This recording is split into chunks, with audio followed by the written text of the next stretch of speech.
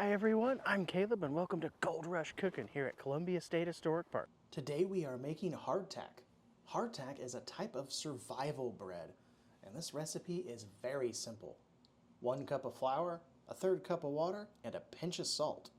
This bread was a staple on long journeys like the overland journey or the oversea journey that our gold miners took to get to California.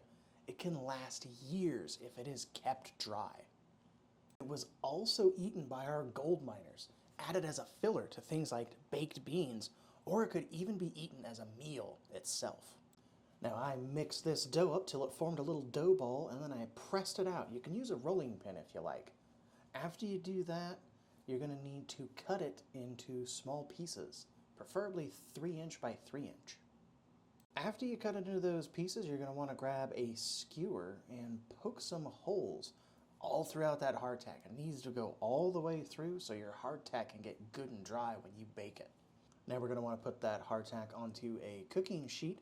I covered my cooking sheet with aluminum foil to make cleanup a little bit easier, but our gold miners wouldn't have had aluminum foil.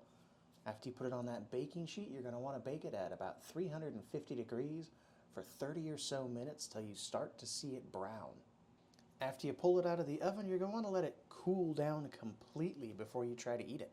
If it was cooked correctly, your hardtack will be hard enough to crack a tooth if it's not dipped into a liquid of some kind to soften it first, which was a common problem during the gold rush. And as always, I hope you enjoyed today's video. For more content like this, please hit the like button and subscribe, and check out our social media links below.